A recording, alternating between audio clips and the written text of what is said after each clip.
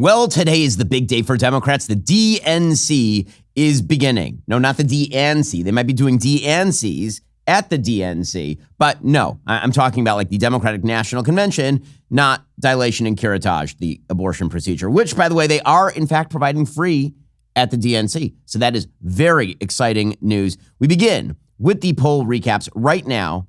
Kamala Harris seems to be holding a small but steady lead nationally in a variety of polls. She is up currently on Donald Trump in the Washington Post ABC Ipsos poll by about 4%. There's another poll from CBS News that shows her up about 3%. Overall, right now, she is leading in the national polling, according to the Real Clear Politics polling average, by about 1.5 points. So this is still a very, very close race. In the five-way average, still about 1.5 points. If you take a look at the battleground states, she's currently leading, according to the Real Clear Politics polling average, in Wisconsin. She's dead even in Pennsylvania. She's leading by 2 in Michigan. Now remember, she wins those 3 states, she wins the election. It's over. So what that means is that Donald Trump is going to have a bump post the convention. So you can imagine that Kamala Harris will get a little bit of a bump from the convention, not much of one, because honestly, it's been such a golden honeymoon period since they took Joe Biden out back and threw him over a cliff that I'm not sure how much room she has to grow post-convention, but they're going to try and spread the feeling of joy, And that feeling of joy is deeply reliant, of course, on her never, ever answering a series of difficult questions. Now, over the weekend, she did answer one question, so I'm kind of hesitantly moving the calendar a little bit because she answered one question, kinda, and we'll take a look at that in just a moment. But overall, has she sat for like a serious interview? Has she done a full-scale, actual, long-form disquisition on her position? She has not. So that brings us to day 30. That's correct. She made it a full month. Congratulations to Kamala Harris on an amazing campaign rollout, a campaign rollout so amazing that we are now on day 30 of her never having to answer for her policies. The campaign thus far has been completely reliant on supposed good feelings. And I say supposed because I don't know about you, but this stuff is incredibly grating to me. When I'm being told that it's just joy, it's all joy and happiness and joy, I just want to vomit. Because politics, as somebody who does it professionally, does not typically bring me joy. And the reason it doesn't bring me joy is because joy is relegated to the other parts of my life. You know, the parts where I have children and I have a wife and I have a community and I have things that I enjoy doing. I do not feel joy when I see a politician. I do not feel joy when I see Kamala Harris dancing around like a clown with Tim Walz. I don't feel the warms and the fuzzies when I see Tim Walz handing Kamala Harris a bag of Doritos, but that's what they are running on. So over the weekend, the big clip that went viral from the Walz-Harris campaign, was not, in fact, Kamala Harris answering questions, as we'll see. When she tried to answer one question, it didn't go amazing. The clip that they want to go viral is he gave her a bag of Doritos because she's just like normal people. We're now Us Weekly. Politicians, they're just like you and me.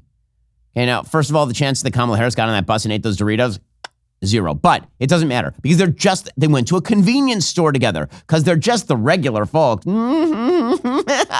Here we go. Tim Walz and Kamala Harris experiencing the joy together. You see corn nuts over there, Tim? You see corn nuts? And he gives her Doritos. So that would be a no. I like that she asked for corn nuts. He gives her Doritos, and she's like, okay, Tim, that's great. She is amazing at this. Remember, she is a historically good candidate, according to a media that simultaneously refused to hold her to account for actually never answering for any of her trash policy positions. And there's a reason they don't want to hold her accountable, because the minute that she gets off script, man, she is a full-scale disaster area. And Donald Trump says that she's not particularly bright. She ain't particularly bright. Here was Kamala Harris trying to explain the power of the significance of the passage of time and democracy. Man, this lady, I swear, she is a 4th grader who didn't read the school assignment and has now been asked to write a 500-word essay, and it's all going to be one run-on sentence. Our election is about understanding the importance of this beautiful country of ours in terms of what we stand for around the globe as a democracy. The hell is she? As a democracy, we know there's a duality to the nature of democracy. Duality. On the one hand, incredible strength when it is intact. What it does for its people to protect and defend their rights, their liberty, and their freedom. Incredibly strong. And incredibly fragile. Like a bird, like a bird, you know? On the one hand, so strong, like a powerful champion. And on the other hand, so fragile, like a sparrow they could crush. Yeah, she's so terrible. She said, okay, fine. So at one point, she did step off the bus, and somebody, this is why I was a little hesitant on the calendar.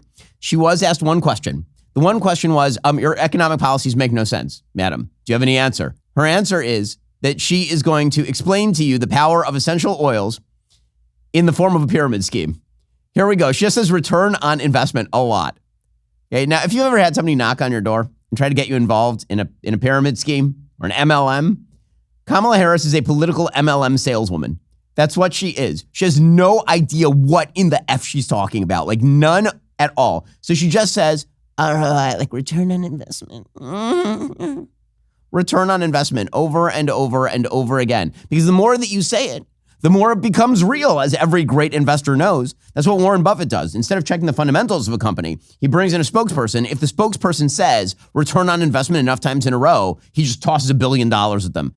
Kamala Harris, she knows a lot about return on investment. I mean, actually, she knows nothing about return on investment since she's never run a business. But if you run a business, you need the best employees so you can get an actual return on your investment. Here at the Daily Wire, we've hired a lot of highly skilled people to be part of this growing creative powerhouse. Editors, attorneys, engineers, you name it. Like Fabiola. Fabiola started with us almost 4 years ago, from traveling with me all over the world to handling wardrobe and much more, and also to maybe killing my enemies. Thanks to Fabiola, I've been able to continue creating thousands of leftist tears every day. All right, that's enough feelings for one day. The facts are, if you're looking for amazing hires like Fabiola and her team of assassins and our entire Daily Wire team, you need to go to ZipRecruiter, where its smart technology excels at finding top talent for all your roles fast. ZipRecruiter makes hiring faster and easier. 4 out of 5 employers who post on ZipRecruiter get a quality candidate within the very first day. Today, you can try it for free at this exclusive web address, ZipRecruiter.com/dailywire. Once again, that's ZipRecruiter.com/dailywire. Again, Kamala Harris has no idea what return on investment means, but you run a business, so you do, which is why you need the best employees. Check out ZipRecruiter.com/dailywire. That's ZipRecruiter.com/dailywire.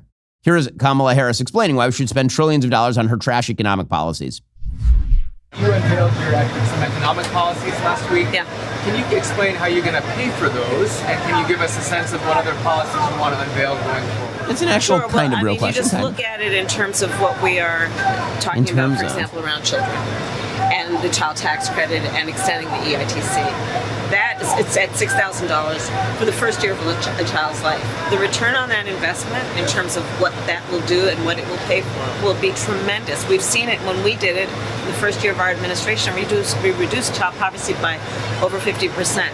So that's a lot of the work. And then what we're doing in terms of the tax credits, we know that there's a great return on that investment. When we increase home ownership in America, more returning on what investment. that means in terms of increasing the tax In terms base, of, not to mention property tax base, what that does to fund schools, again, return on investment. I think it's a mistake for any person who talks about public policy to not critically evaluate how you measure the return on investment. When you are strengthening neighborhoods, strengthening communities, and in particular the economy of those communities, and investing in a broad-based economy, everybody benefits. Everybody benefits. See, lots of hand motions.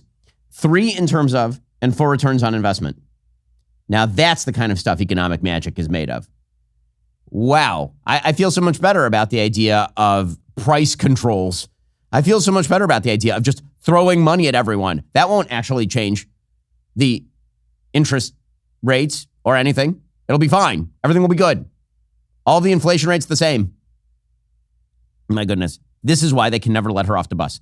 This is why they have to take her off the bus, put her inside some sort of convenience store, throw her a bag of Doritos, and have her dance around while smiling, and then just shout joy. And if you don't feel the joy, the logical beatings will continue. The logical beatings will continue until you feel more joy. Do you feel the joy yet? Do you feel the joy? This campaign is a forced march. It is Mao's long march over here. Okay, but tonight we are going to get the unity. The unity, so much unity at the Democratic National Convention. Now, as we'll discuss in a moment, they're going to attempt to obscure the fact that they took the actual president of the United States and the actual nominee out back and beheaded him politically. They're going to try to make you forget that they put him in hospice care and shot him up with a little too much morphine, just to kind of, ease his pain, ease his passing. They're going to forget about all that. They're going to give him the gold watch. They'll wheel out his corpse, and then they'll toss him out the back door. That's the big first night of the DNC. but we've already had some indicators of what the DNC is going to look like. I was not joking when I said you can get a free abortion at the DNC. According to the New York Post, attendees at the DNC in Chicago will have the opportunity to get a free abortion or vasectomy just blocks away from the event. And vasectomy appointments are filling up fast. Now listen, don't let me get in the way of you Democratic men sterilizing yourselves. I mean, if this is what you choose to do, then let me not be the obstacle to you removing further generations of your family line, you idiots. But Planned Parenthood Great Rivers, which serves most, imagine that you are the kind of person who goes to a DNC to get a vasectomy. Imagine that that's your life. Like, wake up in the morning one day, I want to go to the DNC. Why, Bob? Well, because I need somebody to tie off my spermatic cord. Okay, well, that's a choice you're making. Planned Parenthood Great Rivers, which serves most of Missouri and part of southern Illinois, is sending a mobile health center to the Windy City's West Loop to offer reproductive services on Monday and Tuesday. Medication abortions are reportedly available on both days. I mean, it ain't a party unless you're passing out the abortion pills, as we all know. Pretty special. Plus, in addition to the mobile clinic, another group called Americans for Contraception is going to erect an 18-foot-tall inflatable intrauterine device, or IUD, named Frida Womb. Get it? Because they're freeing the womb of babies. They're freeing the womb. By the way, idolatry takes many forms. That's a weird one. Your giant idol of an IUD is sort of strange. I mean, the services will be provided on a sliding fee scale. Pay what you can, get the healthcare you need, according to the appointment reservation form. So exciting. So you're going to fight the cat lady meme by erecting an 18-foot intrauterine device and providing free vasectomies and abortions to people. Don't worry. It's the Republicans who are weird. Don't worry, guys. It's Republicans who are weird. It's Democrats who are dressing up as the abortion pill in the streets of Chicago. It's Republicans who are weird. Also, there might be some social unrest this week in Chicago. And as social unrest escalates and crime rates climb, securing the safety of your family is more crucial than ever. I'm about as pro-Second Amendment as it gets. The thought of using lethal force in my house, I mean, if I've got an alternative, I'll use it, which is why I have Byrna. Introducing the Byrna Ungun, the non-lethal self-defense platform. Lightweight and simple to use. It uses an easy-to-load 5-round magazine. It's powered by an 8-gram CO2 cartridge. Byrna launchers fire a 68 caliber chemical-filled projectile using patented pull-pierce technology, where the CO2 canister is only punctured on the first trigger pull. That means your launcher is always at the ready. It's capable of incapacitating an attacker for over 30 minutes. It's accurate and effective at over 60 feet. It requires no permits, no background checks. It is interstate travel friendly. With Byrna, you will be prepared to defend. And Byrna is a safer, more sensible alternative that could potentially save lives on both sides, protecting both the user and the aggressor. Visit Byrna.com/Ben for 10% off your purchase. That's BYRNA.com/Ben. Check out the latest news about Byrna. That's BYRNA.com/Ben. Byrna.com/Ben. Get 10% off your purchase. Meanwhile, the actual schedule for the DNC lineup. Are you ready? It's going to be so great. Monday is called For the People. Ironically, For the People involves talking to the person who was defenestrated because he got all of the Democratic votes in the primaries. So For the People, by For the People, they mean for not the people, because literally no one voted for Kamala Harris ever in the history of presidential politics. At no time. Won 0 votes in the presidential primaries of 2020, won 0 votes in the presidential primaries of 2024, and yet here she is, magic and joy and return on interest in terms of.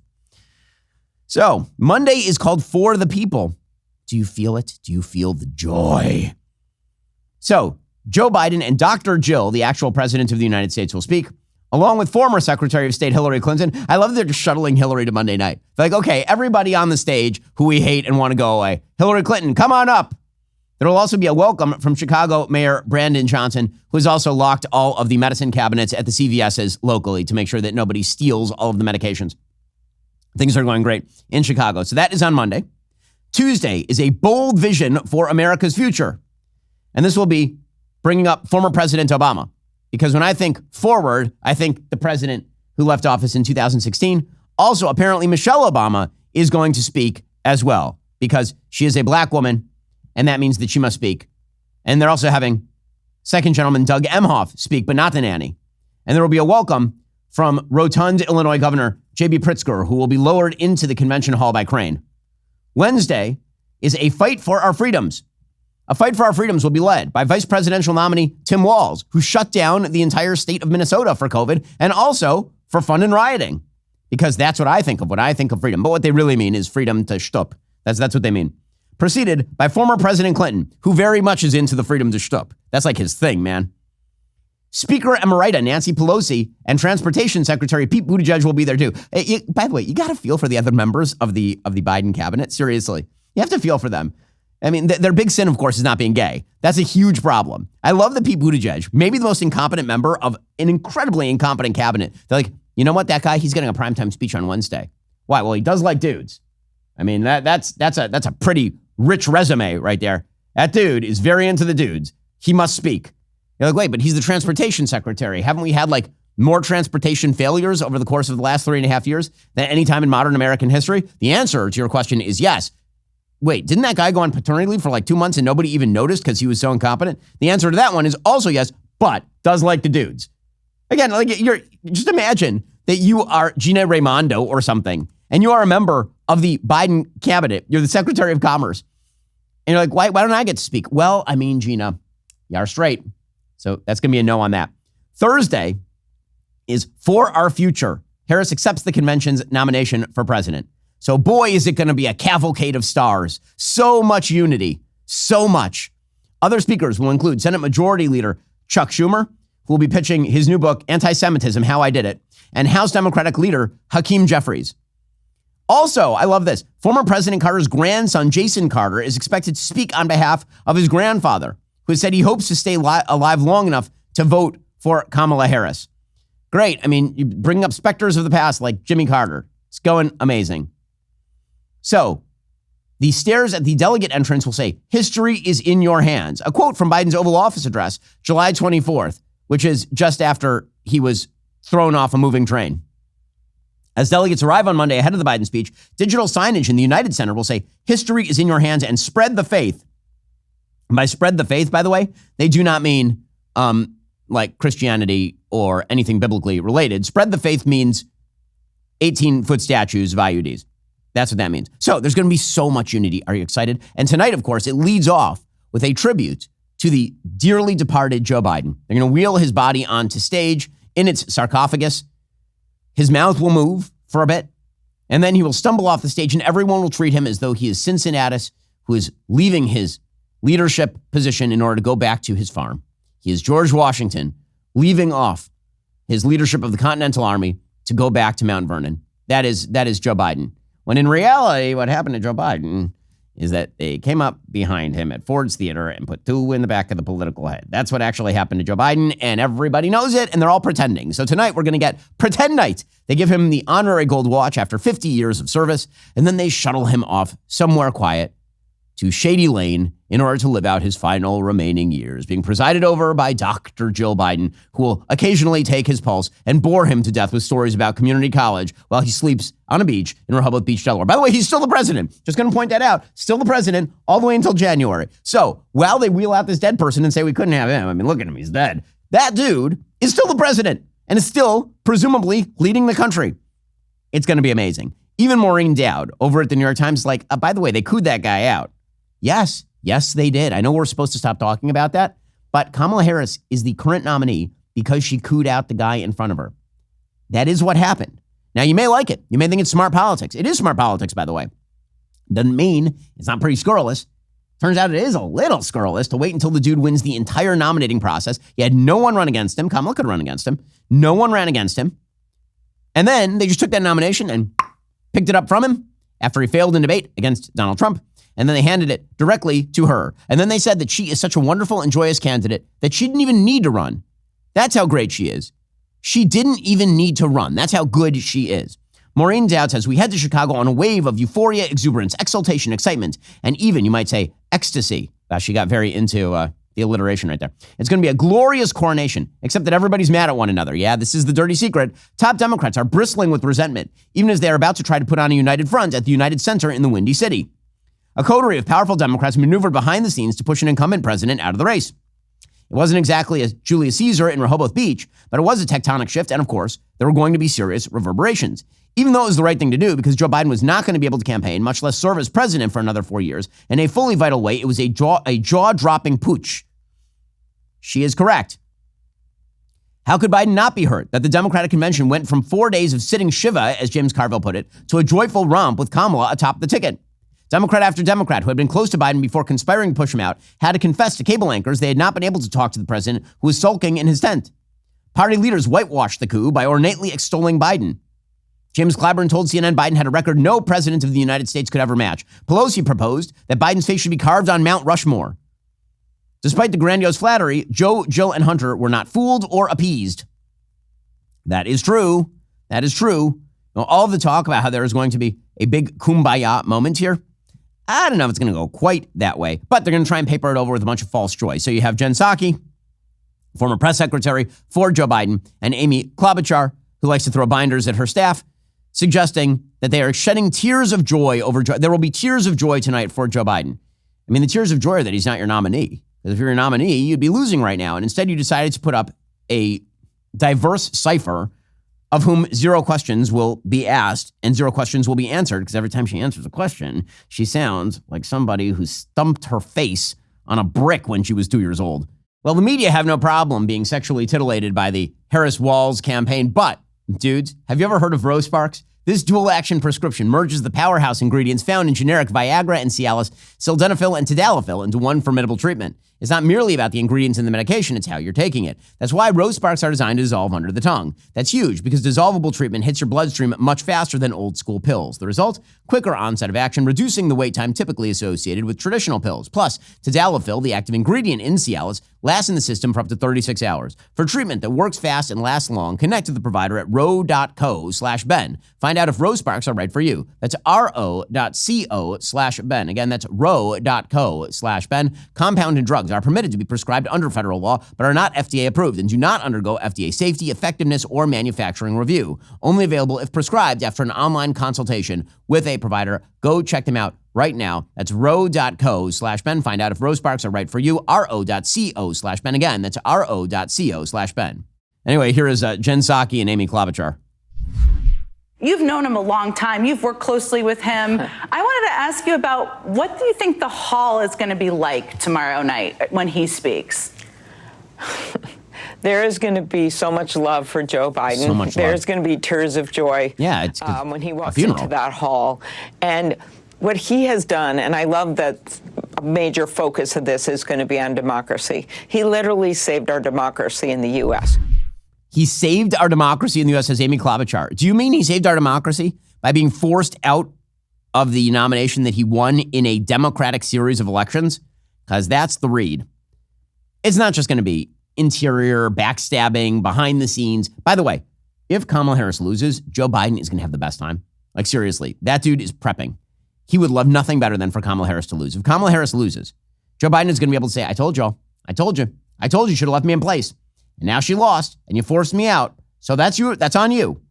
It's your fault. Like, wait, the recriminations will be delicious if somehow Kamala Harris manages to lose this election. Even if she wins the election, he's just going to be seen as the transitional guy who somehow stopped Donald Trump in 2020 and then got his ass handed to him by 84-year-old Nancy Pelosi and all of the chief donors in the Democratic Party. So that is kind of one side of the rift. And the other is the public rift. So the public rift continues. It turns out that the Democrats can never appease their radical left too much. So DNC was starting to welcome people yesterday, and the protesters were already there. They showed up, and they were protesting. They were holding their pro-Hamas signs, going wild. Again, this is the pro-Hamas wing of the Democratic Party to which Kamala Harris wishes to appeal. Here's a lady holding a sign saying, "Stop the genocide, stop apartheid, ceasefire now." White lady from Chicago, of course. You should probably move there. You got some Code Pink people out there.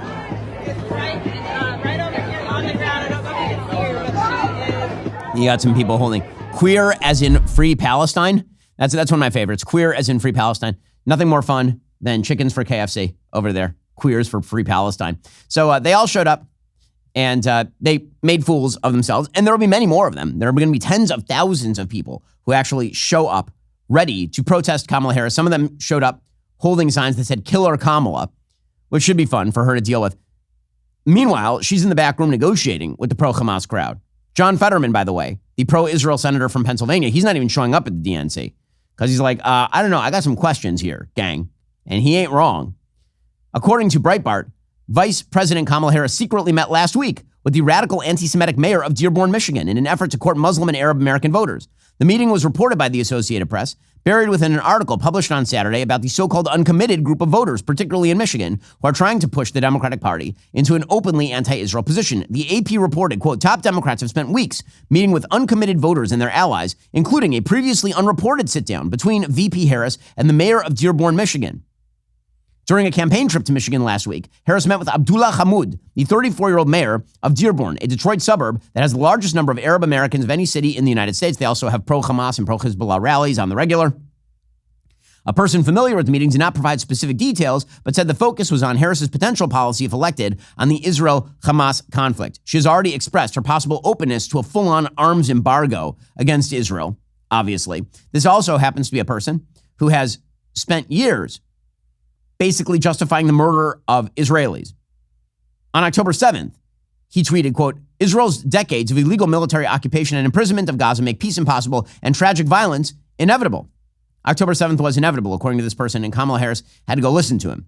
So she's going to keep trying to appease these people. And meanwhile, they are going to keep protesting her. So it should be a fun dynamic. According to Jillian K. Melchior, writing for the Wall Street Journal, whether it's Genocide Joe or Killer Kamala, the butchers of Gaza cannot be allowed to gather in Chicago undisturbed, according to self-described anti-imperialist organization Behind Enemy Lines. That's from an Instagram post last month. It called for protesters to make it great like 68 and shut down the DNC for Gaza. That group is coordinating with Palestine Action US, which encourages vandalism and other unlawful acts, and Samidun, the Palestinian Prisoner Solidarity Network, which cheered Hamas's October 7th massacre and has ties to terrorism. Those are the usual suspects. Another factor is driving the protests toward escalation. The anti-Israel crowd has united with radical environmentalists and anti-police activists who have spent years honing unlawful tactics, including setting up encampments, vandalizing property, brawling with the cops, and de-arresting their comrades, physically intervening to prevent an arrest. And the history of this movement goes back years at this point.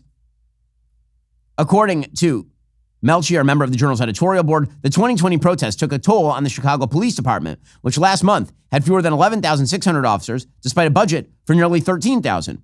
The local police will get help from state and federal law enforcement. It's possible they'll succeed in containing the protests. Even if so, expect to see more lawlessness and disorder on campuses and city streets this fall. So this is going to be a running problem for the Democrats, and it is not going away. Mayor Brandon Johnson, who has done virtually nothing to crack down on criminality in his city, he says, don't worry, we're ready. It's all good. Don't worry. Do you have any concerns? We're ready for this convention. Look, our local police department has worked with the Secret Service as well as other local agencies to ensure a safe, peaceful, yet vibrant, exciting convention. The city of Chicago has been rated #1 as it relates to convention centers and how we make sure that we protect people while also providing an opportunity to see the beauty and the soul of who we are. Okay, well, good luck with that. I mean, seriously, I love that they rely on the cops when it comes time to make the DNC not look bad. But Brandon Johnson has been the most anti-cop mayor in America, been willing to undercut the cops at every available turn, but he's relying on the cops to make the DNC not look bad. Well, listen, Chicago is probably filled with problems, including HR problems, because, I mean, would you want to hire any of these pro-Hamas people? Listen, when we started Daily Wire, the biggest question mark was what we would do for HR. We were focused on creating engaging content. It was difficult to find a managing professional capable of handling the day-to-day HR tasks. If that sounds like you need to talk to my friends over at Bambee. With Bambee, you're not just getting an HR manager, you're getting a dedicated partner who's available by phone, email, and real-time chat. They'll handle crucial tasks like employee onboarding, terminations, and performance reviews. With Bambee's HR autopilot feature, you can streamline essential HR practices like employee training and feedback procedures, freeing up time for what really matters to your business. All of Bambee's HR managers are based in the United States and can support the nuances across all 50 states. HR managers can easily cost $80,000 annually, but Bambee starts at just $99 monthly. So no matter the size of your business, Bambee can work for you. Do not wait another minute. Schedule your free consultation by visiting Bambee.com right now. Type Ben Shapiro under podcast when you sign up. That's spelled BAMBEE.com, Bambee.com. Type in Ben Shapiro. Well, best of hopes for the city of Chicago and the DNC in terms of violence. Good luck storming the castle, boys. Meanwhile, by the way, things are going so well that House Democrats attending the DNC are being advised by congressional security officials not to book hotel rooms under their own names or engage with protesters if confronted, according to Axios. That guidance comes as some Democratic lawmakers are fearful about their own safety after being rattled by a series of disruptive pro-Palestinian protests since the Israel-Hamas war started last year. It does show you where Democrats' heads are at just generally. If Republicans are confronted by pro-Hamas protesters, they go right back at them and tell them they're schmucks and a waste of oxygen. And if pro-Palestine, pro-Hamas protesters go up to Democrats, the Democrats immediately begin kowtowing to them and asking what they can do to make them feel better, which kind of explains Democratic foreign policy when it comes to the Middle East. One House Democrat told Axios they're very concerned about their personal security and that, of course, other lawmakers are as well. A senior House Democrat said law enforcement is telling members, quote, not to go to a certain area because they expect violence.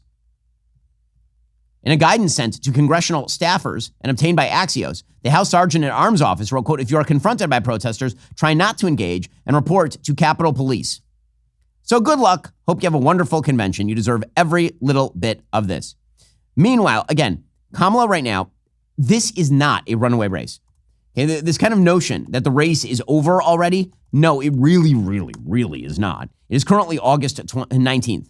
There are another, I believe, 29 days until the voting begins in Pennsylvania.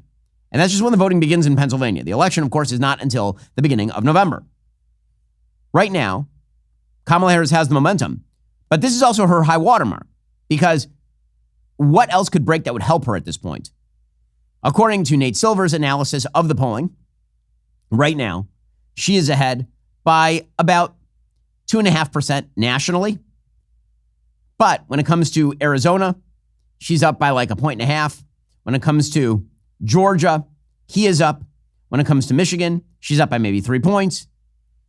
When it comes to Pennsylvania, she's up by 1.5. All of these are margin of error races. All of them are margin of error races. And that means that if Kamala Harris starts to come back to earth, she's got a problem. She is not, in fact, blowing him out. She is not up 7 points. She is not up 5 points. She's up more like 1.5 or 2.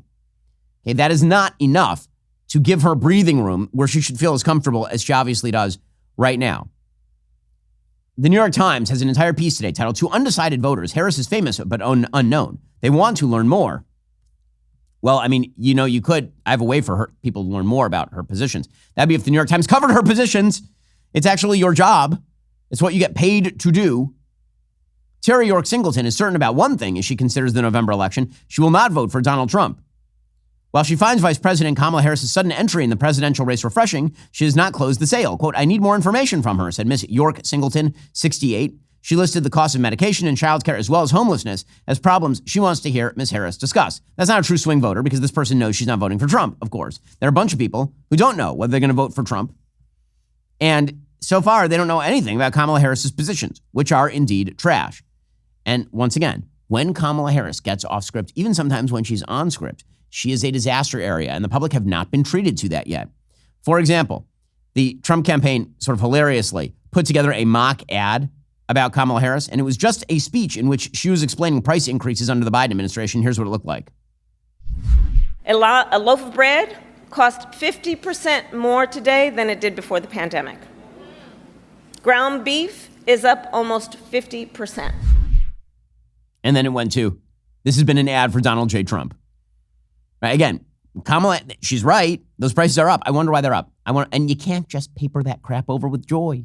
You can't paper that over by saying return on investment 27 times in a row. You can't do that. It is a waste of time. And people, I hope, can see through that. You would hope in a democracy people can see through that. In a second, we'll get to Kamala Harris's economic plans, the failures thereof, and the fact that Democrats have no way to actually defend this stuff. I'll get to that in just 1 second. First, over the weekend, we got word from theaters nationwide, Am I Racist, which is Matt Walsh's new movie. The advance tickets are selling super fast. We're also hearing from people in cities across the country saying their theater is not yet carrying Am I Racist. So here's how you change that. If you haven't yet purchased your advance tickets, go to amiracist.com today. Help fill these theaters and secure even more theaters. Every ticket sold today determines how many theaters will even show the film September 13th. Matt Walsh, who utterly destroyed leftist gender theory and what is woman, has now infiltrated the absurd world of diversity, equity, and inclusion. And let me tell you, what he's uncovered is simultaneously hilarious and infuriating. Now, the initial response to the tickets has been absolutely phenomenal. We can't let up. Go to amiracist.com. Get your advance tickets today. Do not wait. This is how we reclaim the culture, folks, with facts, logic, and filled theater seats. Now, again, nobody knows anything about Kamala Harris's position. She keeps saying dumb crap, and then when she's asked about it, she word vomits for like a minute and a half and repeats phrases like in terms of, because that is her verbal crutch. She doesn't know where to go with anything, so she'll just speak. Well, you know, when it comes to democracy, in terms of the depth of the interest that people have in the world, in democracy, oh my God, She's so terrible. Which is why Democrats have to keep hiding all of this. Hakeem Jeffries, the Democratic House Minority Leader, he was asked about her economic record, because it turns out she's been part of an administration. We know what it looks like. They did a terrible job. And he said she inherited catastrophes. I have a question. Is she inheriting one right now? Like, really? That has a yes or a no answer. If she becomes president, will she be inheriting a catastrophe? Because there has to be some excuse for her economic policy. And she's been here for 3.5 years. Here's Hakeem Jeffries trying to walk right past this one. President Biden and Vice President Harris inherited 3 different catastrophes from the prior president at the same time. There was a public health catastrophe connected to the COVID-19 pandemic. There was an economic catastrophe that resulted from the shutdown of our economy. And of course, there was a democracy catastrophe related to the January 6th violent assault on the Capitol incited by the former president as part of the effort to halt the peaceful transfer of power. Yeah, that was really the big problem. It was not their crap policy over the course of the last 3.5 years. It was that she inherited catastrophes. I don't know how much longer you can blame the Trump administration for things that are your own fault, but they're going to keep trying. Meanwhile, Democrats keep trying to explain what exactly Kamala Harris meant when she said she was going to curb grocery prices with price gouging laws, which is totally insane. It is totally crazy. Excellent thread by a guy named Robert Sterling. He's a CFO investor, and he used to work in M&A in the food industry. He says, here is what would actually happen. The government announces grocery retailers aren't allowed to raise prices. Grocery stores, which operate on 1% to 2% net margins, can't survive if their suppliers raise prices. So the government announces that food producers also aren't allowed to raise prices. Not all grocery stores are created equal. Stores in lower income areas make less money than those in higher income areas, as the former disproportionately sell lower margin prepackaged food instead of higher margin fresh products like meat.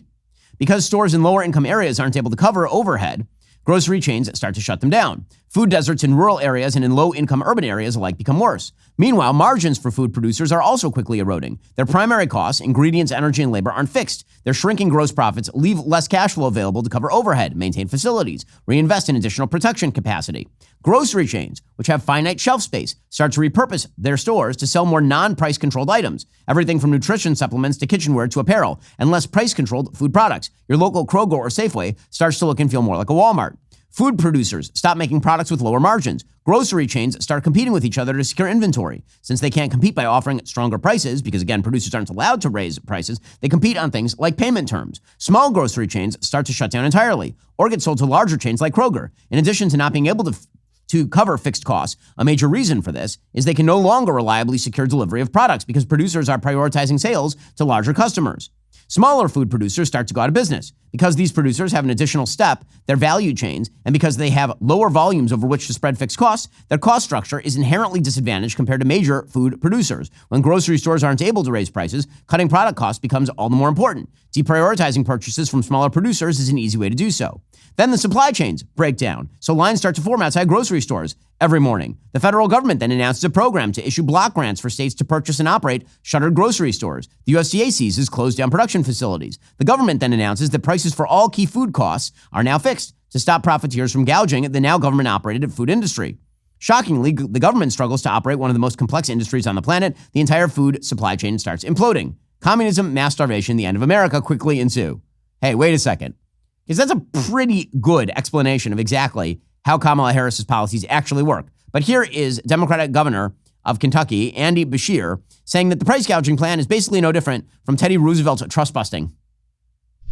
This is really supply and demand, which we all respect. It's no different than what Teddy Roosevelt did in breaking up monopolies. It's just making sure we have the right regulations and tools in place to make sure everybody is playing the game fairly and by the rules. Okay, that is absurd. Absurd. Okay, there are already antitrust regulations on the books. If the idea is the food industry is violating monopoly laws by providing non-competitive prices via collusion, there are already laws on the books for that. That's not what she's talking about. She is talking about the dumbest economic policy ever proposed, which is price controls on food. Literally fails everywhere it's tried, and that is what she is pushing. And again, Democrats have no answers for this. So their entire goal is to never answer about any of this. By the way, this is true of every audacious Kamala Harris policy. This has been true since 2019. She will throw out a policy like Medicare for all. Then she'll be asked, wait, do you mean outlawing private health insurance? And she'll be like, yeah. And then everybody goes, wait, what the? And then she's like, I never meant that. Or she'll say, Yes, I would ban fracking on day one. And then they'll be like, wait, what?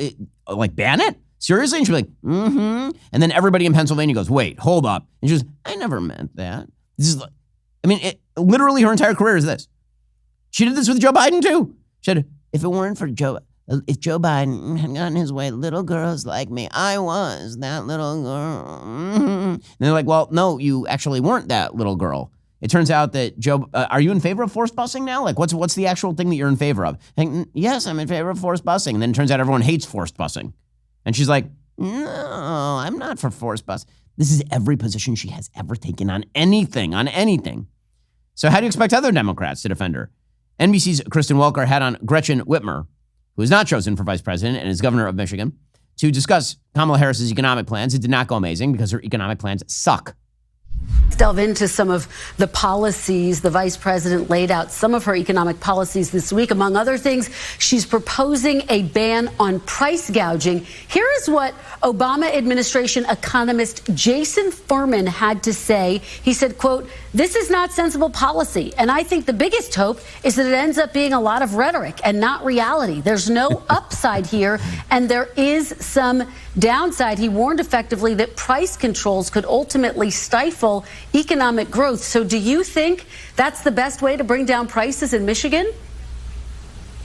Well, I think people are reading too much into what has been put out there. Oh. We know that Kamala Harris is going to be focused on building up more affordable housing. We know that Kamala Harris has already delivered on making sure that health care is more accessible and affordable for Americans. And will protect Obamacare. That's 1 million people who have health care in Michigan right now that Donald Trump's been trying to rip away. So I noticed that you didn't answer any of the questions, which is going to be the pattern all the way up until the election. Even on CNN, some of the commentators were like, by the way, her economic plans make no sense at all. She took a lot of far-left positions during her first run in 2019 and 2020. She has, temporarily kind of moderated these through some anonymous quotes from aides saying, well, she doesn't really want to ban fracking anymore. She doesn't want to do this, doesn't want to do that. This new program that she's kind of doing is pretty far left, $25,000, price controls, essentially. That's number one. But the other thing is, kind of conveniently forgot she was vice president for the last 4 years when a lot of the housing market crisis was at its worst, when inflation was at its worst. So there's a lot of memory holding that. But look, when it comes to the $25K, I mean, you just added $25,000 into every price onto every home price in the country, because if you're giving that away essentially for free, people will add it into the price. Pretty amazing. And again, that is totally right, of course. Now, to be fair, that was a commentator who used to work for Tim Scott.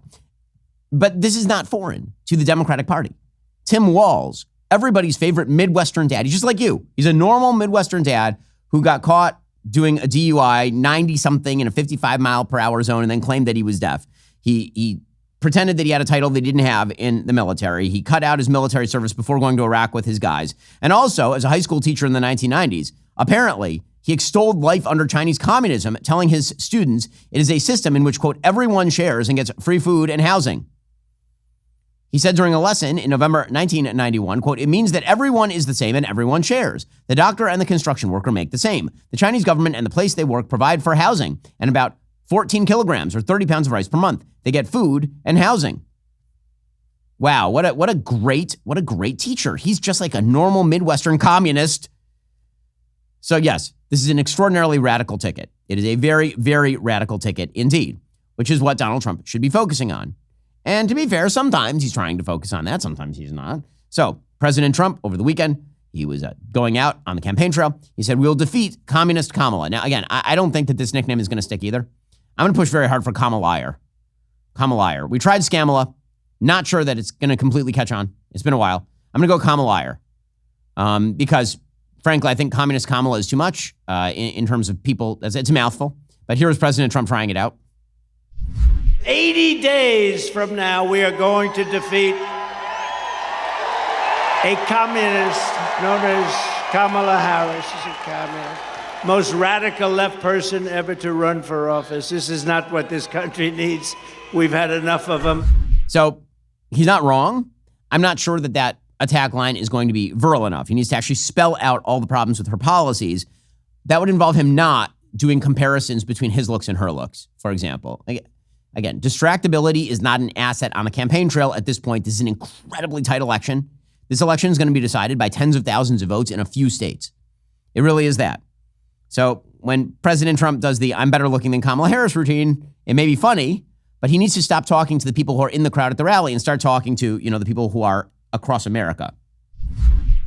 She said one thing that got me. She said Kamala has one big advantage. She's a very beautiful woman. She's a beautiful woman. So I decided to go back and reread the clause. I'm not saying he's not, but I say that I am much better looking than her. I think I'm much better. Much better. I'm a better looking person than Kamala.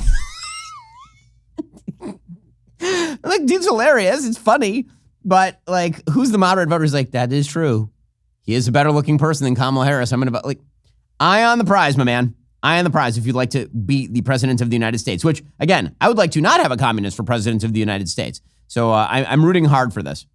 Alrighty, guys, coming up, we'll be joined on the line by Kathy Lee Gifford, 4-time Emmy Award winner and author of the new book, Herod and Mary. If you're not a member, become a member. Use code Shapiro. Check out for 2 months free on all annual plans.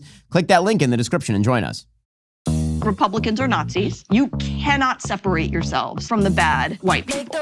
Growing up, I never thought much about race. It never really seemed to matter that much, at least not to me. Am I racist? I would really appreciate it if you left. I'm trying to learn. I'm on this journey. If I'm going to sort this out, I need to go deeper undercover.